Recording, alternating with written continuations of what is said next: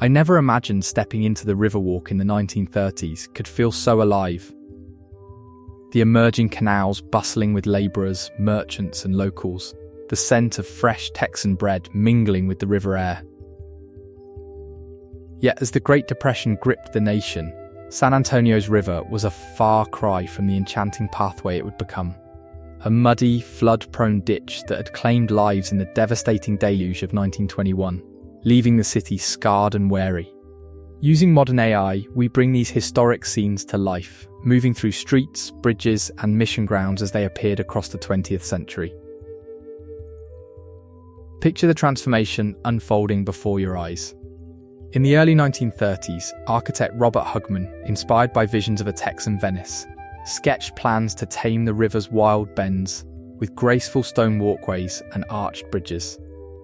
The air hummed with the clatter of Works Progress Administration crews, hammers striking limestone, the splash of water diverted into new channels, the earthy aroma of freshly turned soil blending with the faint metallic tang of tools. Before modernisation, the riverbanks were overgrown with wild grasses and tangled vines, a place where locals waded cautiously, their footsteps sinking into soft mud, while horse-drawn carts rattled nearby, carrying goods from nearby markets. The water murmured lazily, reflecting the humble adobe facades of surrounding buildings. But danger lurked in every rainstorm, the current swelling unpredictably. By the late 1930s, as construction gained momentum with federal funds, the scene shifted dramatically. Imagine strolling along the nascent Paseo del Rio, your hand brushing the cool textured limestone walls that curved like a natural stream.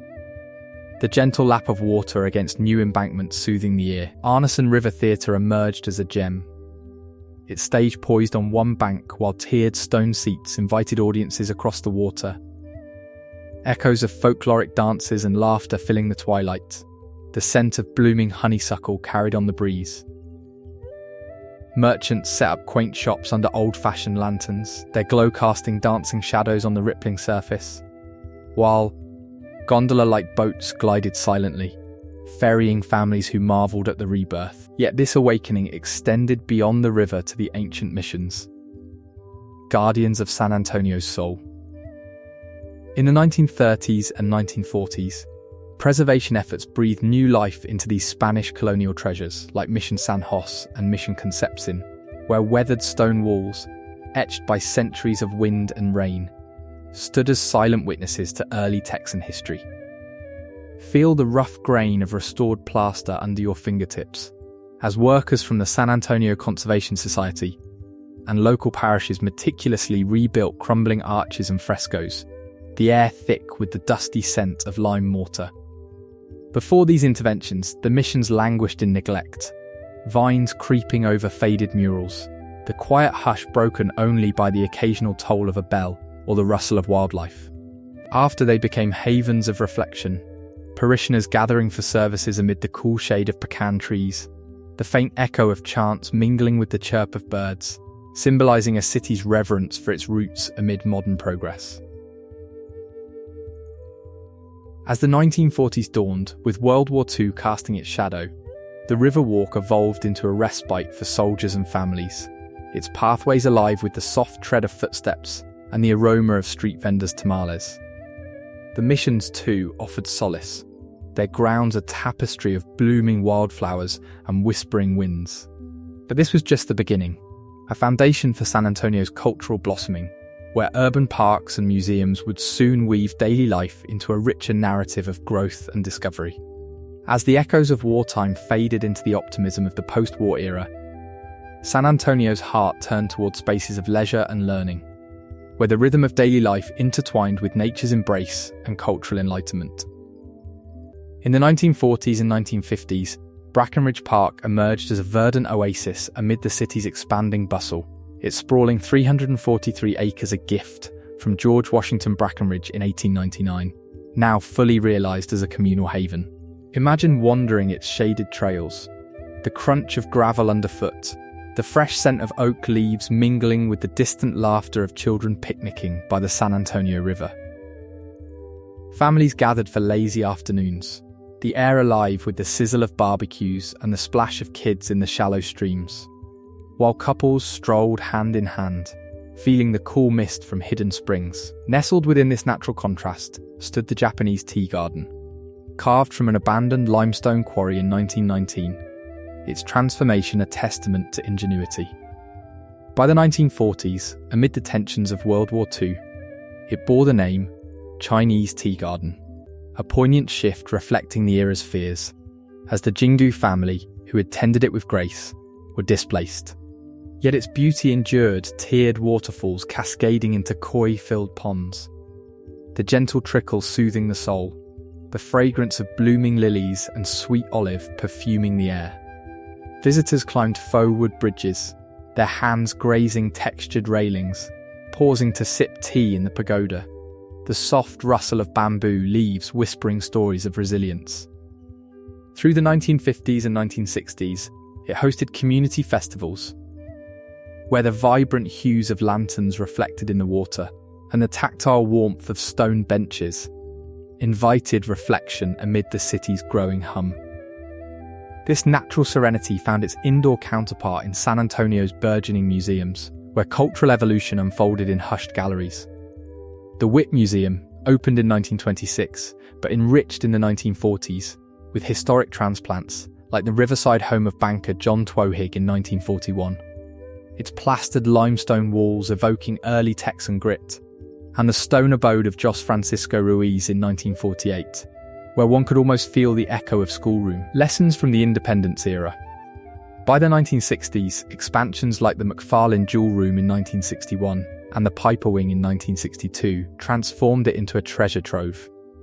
Stroll through exhibits of Texas artifacts, the cool air carrying the faint musty scent of aged textiles and dinosaur bones, hands hovering near glass cases displaying vaquero saddles and Native American pottery. Visitors, from wide-eyed schoolchildren to reflective elders, engaged in lively discussions, the soft murmur of voices blending with the click of heels on polished floors, fostering a sense of shared heritage. Complementing this was the McNay Art Museum, born in 1954 from the elegant Spanish colonial revival home of heiress Marion Kugler McNay. Its galleries a sanctuary for modern art. In the 1950s and 1960s, as collections grew with European masterpieces and American innovations, one could lose oneself in the vibrant strokes of Picasso or the serene landscapes of O'Keeffe, the air scented with aged canvas and varnish. Personal reflections abounded. Perhaps you'd stand before a Matisse feeling the emotional pull of colour and form, or join guided tours where stories of artistic evolution sparked wonder. Festivals spilled into the lush grounds, the tactile brush of sculpture under fingertips, the auditory delight of outdoor concerts echoing through the estate. These spaces wove daily life into a tapestry of growth, leisure in parks rejuvenating the spirit, museums enriching the mind. Yet beneath the surface simmered a city on the cusp of bold transformation, poised for a spectacle that would propel it into the future. In the electric hum of the 1960s, San Antonio stood at a crossroads, its identity forged in the fires of ambition and change. The hemisphere of 1968 erupted like a beacon, transforming 92 acres of urban fringe into a whirlwind of innovation, where the clash of old and new sparked a city's metamorphosis. As preparations buzzed from 1965 onward, the air thrummed with the roar of construction, cranes piercing the skyline, the sharp scent of fresh concrete mingling with the earthy dust of cleared lots. This World's Fair, celebrating San Antonio's 250th anniversary under the theme "The Confluence of Civilizations in the Americas," drew over 6 million souls from April to October, a torrent of humanity converging on pavilions that pulsed with global energy. Envision the fairgrounds alive with futuristic splendor, the monorail gliding silently overhead, its hum a symphony of progress, carrying wide-eyed families past gondola rides and Waterski spectacles on man-made lakes. Crowds surged through cultural exhibits, the cacophony of international music, mariachi trumpets blending with Andean flutes, filling the ears, while the savoury aromas of street food from 30 nations wafted through the breeze, tempting with tacos and empanadas.